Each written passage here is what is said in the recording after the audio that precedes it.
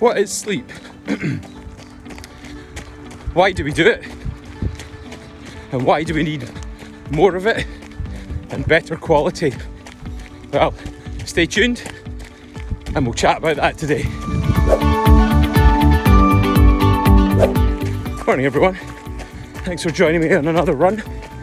Not as nice as I was hoping. It's been utterly terrible weather recently, as you'll have seen in some recent videos. But anyway, that shouldn't stop me going out and running and talking about stuff. So today we're talking about sleep. Now, I guess the first question is why do we sleep? And sleep seems like a really stupid thing. So for 7 or 8 hours a day, your body is out of commission. A bit like in the movie Avatar, where Jake Sully gets unplugged from his avatar and the body just collapses and it's completely vulnerable. So what benefit was there for that? You know, you're in the savannah, perhaps on your own, and you have to go to sleep. Animals like that because you can't defend yourself. But in a tribe, people would sleep at different times.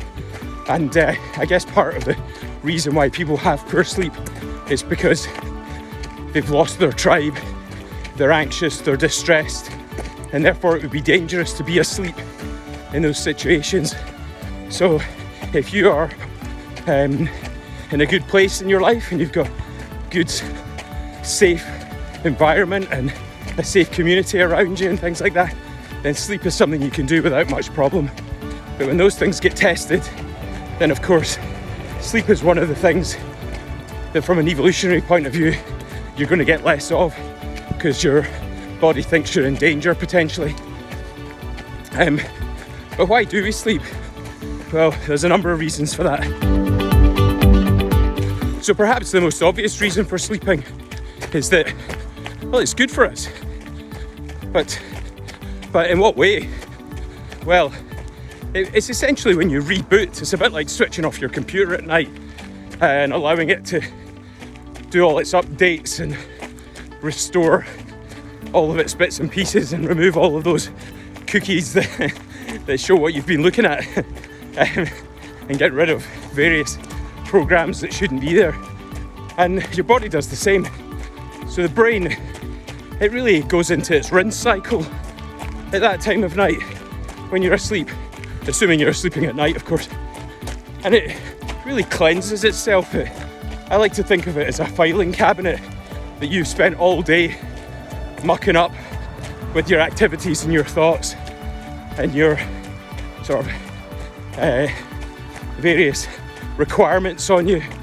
But at night time it gets a chance to reshuffle that cabinet, put everything back in its place in the correct order, dump a lot of files it doesn't need, and get rid of things. So that's probably an easy way to describe what the brain is doing. But other parts of the body do similar stuff. Your immune system resorts itself and replenishes overnight. Your muscles and tissues and things like that have a chance to repair. So there's lots of functions that happen when you sleep. There's also the theory that when you lived all those years ago and food was a bit of a premium, actually sleep was required to conserve energy.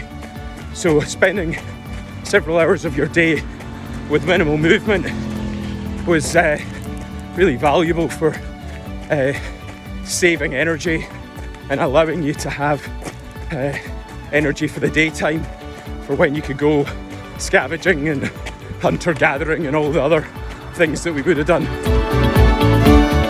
Now, sleep science is still probably, I guess, what you would call an emerging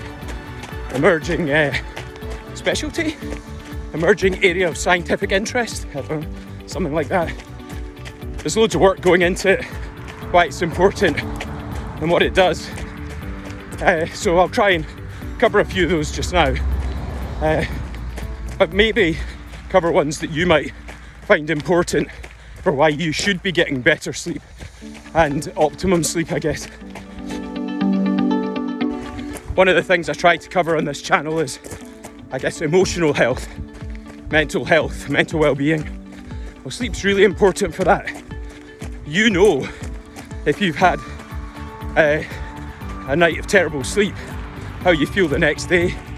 Your mood is poor, you're irritable, you can't concentrate, you don't get as much done as you would have done otherwise. Generally, you feel a bit miserable. And sleep tends to improve those things.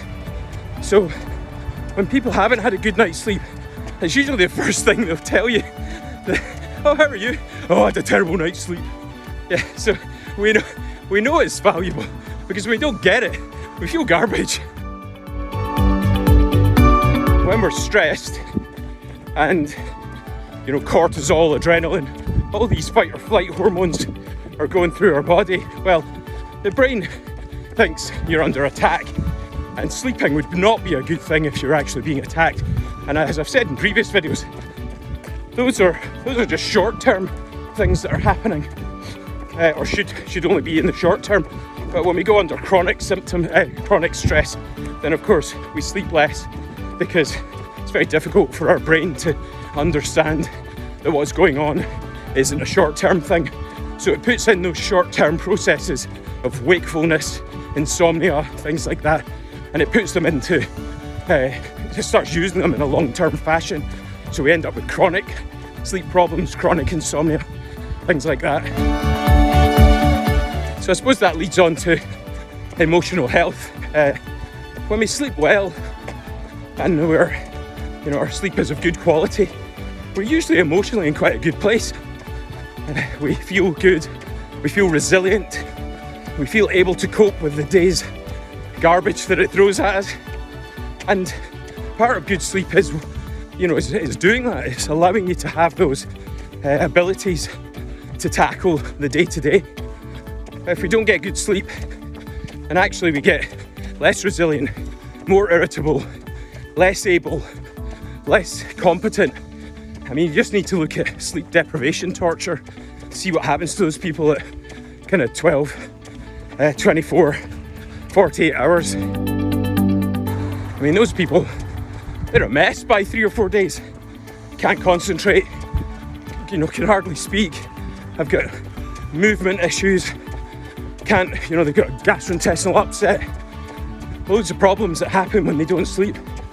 I mean, nobody really knows how long a human can go for with no sleep. I think the record is 11 days, but that person didn't die, they just went to sleep. Whereas when they've done it in rat studies, the most time a rat can last for is about 2 or 3 weeks, and then they just die. So sleep must be valuable. I mean, if you don't get oxygen, you die. If you don't get water, you die. If you don't get food, you die. And if you don't get sleep, well, potentially you might die. Everybody wants to know what they can do to help with their weight and their diet plans. Well, good sleep is one of them. So when you're asleep, you change the levels of certain hormones in your body.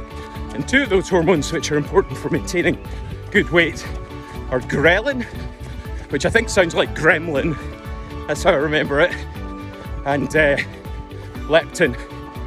Now, ghrelin is your hunger hormone. If you've got a lot of ghrelin kicking about, you're hungry. It's interesting that certain things you do, certain behaviours, certain activities, certain foods actually put ghrelin up and make you more hungry.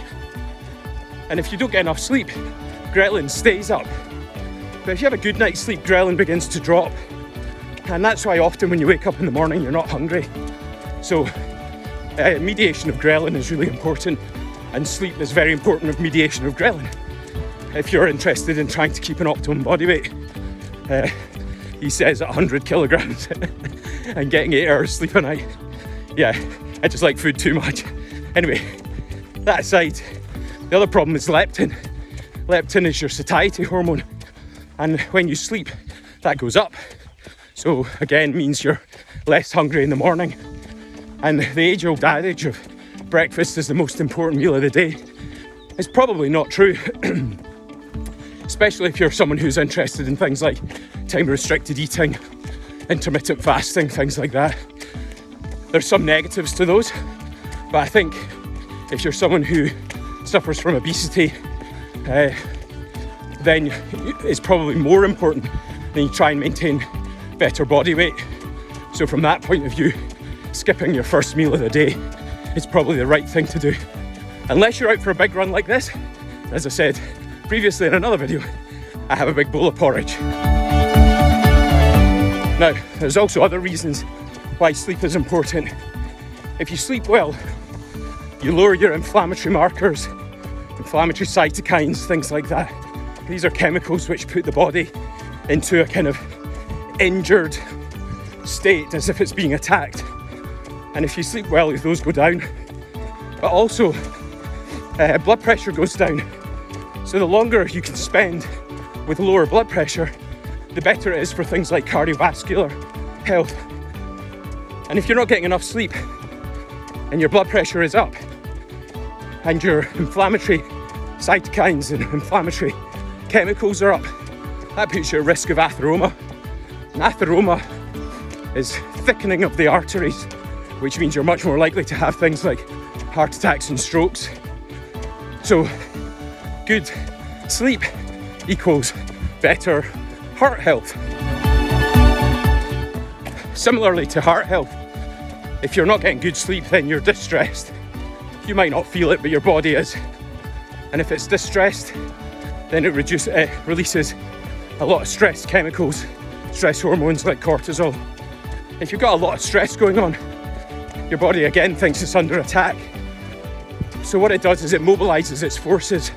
And one of the things it does with that is it mobilizes its glucose, which means you end up with higher levels of glucose for longer. And if you're missing a nice period of fasting, which is what sleep is, you're fasting when you sleep, then again, your insulin levels might have to keep spiking to deal with this high level of glucose.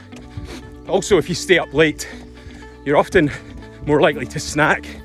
And when you snack, again, insulin has to go up to manage this.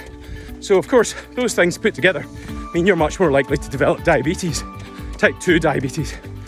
So again, sleep is very, very important to try and mitigate against illnesses like that.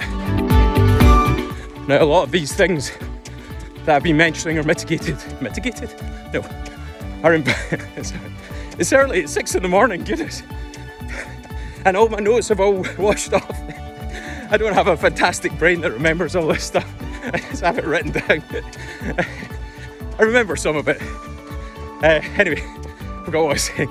Yeah, these things are mediated by...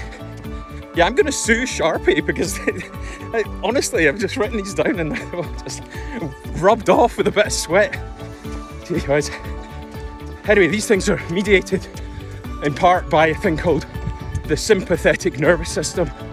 And effectively, am I going the right way? Yeah, effectively you've got two nervous system pathways. You've got sympathetic and parasympathetic. They're as they sound. I remember at university, you could never tell which was which. But your sympathetic nervous system is the one that has sympathy for you. You know, when stuff's going down, that's the one that bails you out. It's your fight or flight, adrenaline, all that stuff. It's the thing that gets you ready. It's the thing that keeps you alert. There's your parasympathetic, or the one that runs beside that one, hence the word para. That's your rest and digest nervous system. That's the one that allows you to be calm and reorganize your body and your mind. So if you don't get good sleep, you're missing out on quite a lot of parasympathetic activity, and instead you're getting a lot of sympathetic nervous system activity, and that is not great for you when it's not needed. And as that sort of becomes the predominant pathway, then again your body is under a lot more distress than it needs to be. When you're distressed, you have high cortisol, high stress levels, and you're much more likely to have illness as a result. Sorry, this is a very uphill run today. I'm speaking in half sentences as a result. Must get fitter, must sleep better, must exercise more, must lose weight. So here's the bit you've been waiting for. How can I get better sleep? Well, I'm going to tell you 10 or 11 things. Might not be for everyone, but if you employ all of them, you've probably got a better chance of getting the correct amount of sleep and the right quality of sleep. All too often, we get one or the other. We might be in bed for 8 hours, but we only slept for 4, or we're in bed for 10 hours, but because we're out on the lash the night before, the sleep quality is terrible, and actually you'd be better off just not bothering. So I'll give you these and then put them to use best you can. Okay, so first up is don't eat before bedtime. I once worked with a guy who said, I think I said this on a previous video, he said you should eat for what you're about to do, not for what you've done. And when it comes to sleep, you don't really need much energy. So if you have a meal late at night, it's just sitting there and your poor body's having to deal with it. But it's not actually using any of the stuff, it's just thinking, oh gosh, what am I going to do with this? And it tries to package it away. But it's quite an active process. So it's harder for your brain to kind of switch off. So there's a very direct link between the gut and the brain. And it's trying to, put itself off to sleep and help you restore all those functions I mentioned earlier. But it's got a big meal to tackle. So don't eat probably within a couple of hours of bedtime. Okay, another thing is, don't nap. Don't take naps during the daytime. I mean, there's possibly some evidence for having a power nap if you're really tired. But as a regular practice, it's probably not great. Look, if you sleep for 8 hours a night, you get wonderful sleep and it's high quality, and at 2 o'clock in the afternoon after your lunch, you have the luxury of being able to take a siesta for half an hour, that's no big deal. But if you're someone who has terrible sleep, don't nap during the day. There's a chemical that builds up in your bloodstream. I'm going to say it's adenosine, I think it is. And that builds up and builds up and builds up. And at night time it says, right, we've reached this high level, time to get to bed. That's when you start stifling yawns and thinking, oh God, I feel tired. That's the time to get in your kip. Not sit and push through and finish watching the movie on Netflix. And unfortunately, once you miss that signal, the adenosine plummets, and that's you in your sleep cycle.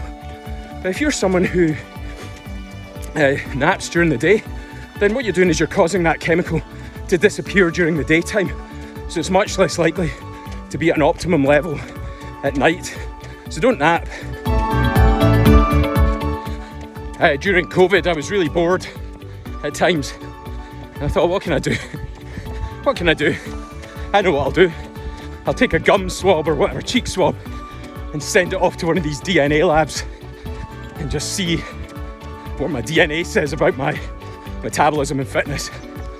And one of the things that came back, which was kind of unsurprising for me, is that I don't really respond to caffeine and I metabolize it really quickly. So there's a big genetic component about how people deal with caffeine. And I can remember being a student, being thirsty in the middle of the night and getting up and having a big massive swig of the fizzy black death juice, as I now call it, and then going straight back to sleep. But that's not everyone. And the common, I guess, what's commonly thought of as correct nowadays is that caffeine has a very long half-life for most people. That means it stays in your bloodstream for a long time. And so, in some folk, it keeps the brain overstimulated. And that means if you have caffeine in the afternoon, you're probably still going to be affected at bedtime. So if you are someone that struggles with your sleep, don't have caffeine, and certainly don't have anything with caffeine in it after about 2 o'clock. Some would say midday, some would say 4, but generally I think 2 o'clock's about right. The other thing to say about that is that decaf isn't no caf. Decaf is reduced caf. And often people think that if they have decaf, they're okay. But decaf it still has caffeine in it, just much less. So be careful with that one. Now, the number of people that I've come across over the years who started using alcohol as an aid to sleep is unbelievable. Centuries gone past, it was used as an anaesthetic. So it will put you off to sleep potentially, especially as it reduces cortisol, causes people to be relaxed, etc. But because it's sedative, it actually causes quite a lot of problems with your airways and can make sleep worse. If you've ever met anyone who's got sleep apnea, they'll know that when they drink alcohol, they're sleeping, snoring, breath holding, that's all worse.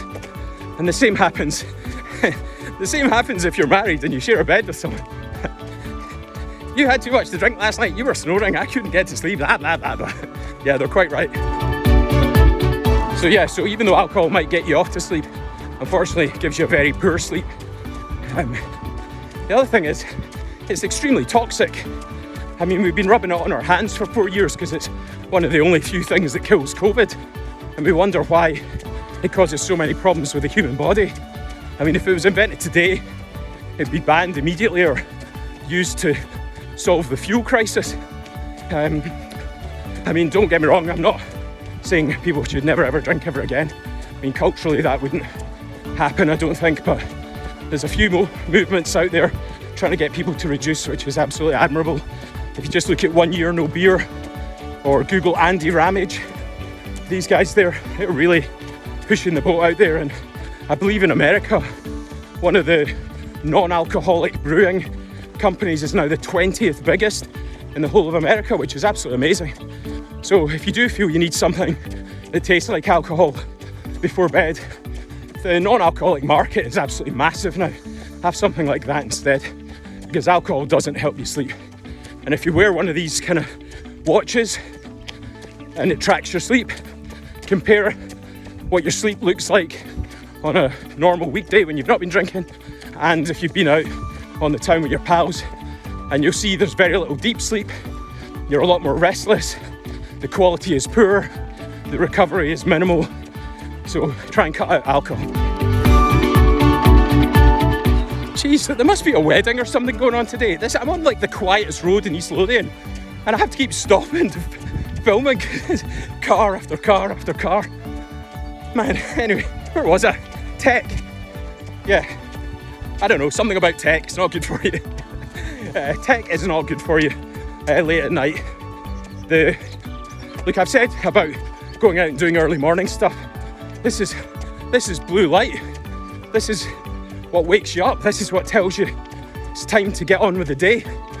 It also kind of starts a countdown timer for when to go to sleep about 16 hours later. Unfortunately, a lot of tech devices, your TV, tablets, phones, even your watches, they can say they've got orange light, but it's not. It's still part of the blue spectrum, blue light wavelength. So it wakes your brain up. That's what they want. You don't want a movie that people watch at 10 o'clock at night that they fall asleep to. You want them to stay up and watch it. So these devices actually do keep you awake, and unfortunately makes it harder for you to fall asleep. If you look up something called biological darkness, you'll see that at night time we really need orange and red light, and that's to do with moonlight, firelight, starlight, things like that, and those calm the brain down and say, look, it's time to go to sleep. So your sleep routine should be that you're going to bed, and that in that last couple of hours you don't have any screen time. If anything, you're reading a book, and if you have the option to change your reading light to more of an orange type of light, a warm white as they say, then do that, because that'll help. Okay, exercise. Exercise helps sleep, and if you sleep well, you can exercise better. There's probably a couple of exceptions. First thing is, don't go out and do a high intensity workout 20 minutes before your bedtime. Your body's buzzing after that. It needs time to settle down. The flip side to that, or the other exception, is that if you've had a really stressful day and your mind is already ablaze with what's happened, then going out for a quick burst of exercise, it might just calm that cortisol down. So yeah, exercise, good for sleep, sleep good for exercise, but make sure you tailor it appropriately. Ideally, exercise during the kind of first half of your day, thereabouts. That's not scientific, I just find that for me that's much better. So consider that as when to exercise. Okay, room temperature. Look, different people like different room temperatures, but the human body cools down at night. If you sleep in a room that's too hot, it's much harder to sleep. I mean, if you're like us and you live in Scotland and you go away on holiday to Mallorca in July and there's no air conditioning, that's what everyone complains about. I can't sleep, it's too hot. And that's what my kids complain about. It's too hot, too hot. I know it's too hot. Just, anyway, so room temperature is important. Keep the room temperature a bit lower at night time.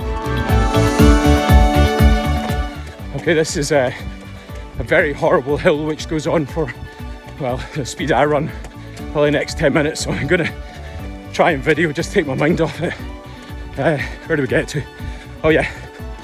So there's devices you could try. I mean, I remember hearing someone say their bedside is the graveyard of all the things they've tried to help them sleep. But there are a few things which I think do help. Certainly making sure you've got blackout blinds, making sure that perhaps you have to sleep with white noise or the room is very silent. Earplugs, if you can handle them. Also things like weighted blankets. They really do kind of give you a feeling of security. I think they also help with anxiety as well. So those kind of things are useful. So look into sleep aids, I guess, and see if you can find something that works for you. Again, you might just develop your own graveyard of failed options, in which case you need to go back to the start and start doing all the good lifestyle stuff as opposed to relying on some kind of device. But yeah, try that. I should probably mention there are quite a few good sleep apps out there now. I mean, the one we recommend is called Sleepio. They seem to have quite good statistics on improving ability to fall asleep, the duration of sleep, and the quality of sleep. So maybe look into downloading that. I know I've said don't have a device by your bed or in your room, but if that's your last resort, then yeah, take it. Okay, we're almost done. I don't know how many that is. Sounds like, feels like 27 things I'm doing wrong and that's why I can't sleep.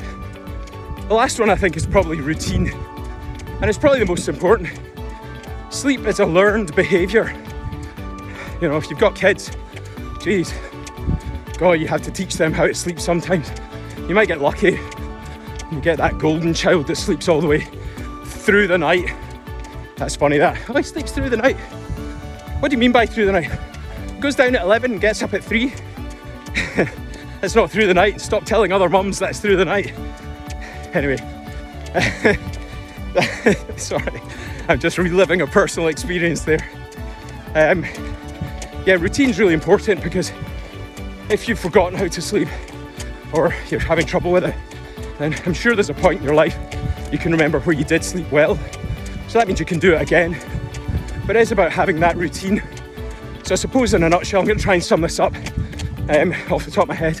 Number 1, get up early, get outdoors, get bright light, get some exercise. That's number 1. Number 2, eat in a time restricted fashion. Make sure you're well hydrated throughout the day and don't eat after probably 7-8 o'clock at night, and certainly don't have any caffeine after about 2 o'clock. Number 3, don't have any tech near you for a couple of hours before you go to bed. Try doing other things, meditation, yoga, maybe, and I mean relaxing yoga, not some hot yoga stuff, or reading, or doing something creative just before bed that doesn't involve tech. Number 4, make sure your environment is right.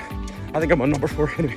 Make sure the bedroom environment is good, and that it's dark and it's quiet and that it's cooler than it's maybe previously been. Number 5, stay away from things like alcohol makes your sleep worse. Number 6, consider about things like devices, apps like Sleepio if you absolutely have to have something like that, and see if those help. But yes, routine is probably the most important. Oh, you know what? I never mentioned pillows and mattresses and stuff. I don't know, that's all personal preference, but probably think of it this way. You spend, a third of your life in bed, and people don't want to spend a few £1,000s on a mattress, but you probably spend, a tenth of your life in your car, or your adult life. Spend thousands on that, and you change it every 5 to 10 years. So think about your mattress in that way, and think of it as maybe pounds per use, or dollars per use. It's for my American audience of 0. Consider that. So I think that probably sums it all up. As always, I'm really open to comments, criticisms, pointers, downright trolling. Anyway, if you feel like any of that's been any use to you, please leave a comment. Please give me a thumbs up, a like, and a subscription's always appreciated. But if you just enjoyed the video, perhaps tell a couple of people about it, especially people who are struggling with their sleep. And maybe 1 or 2 of them will have a better relationship with sleep after watching this. Take care. You guys have been great. This run has not. See you later.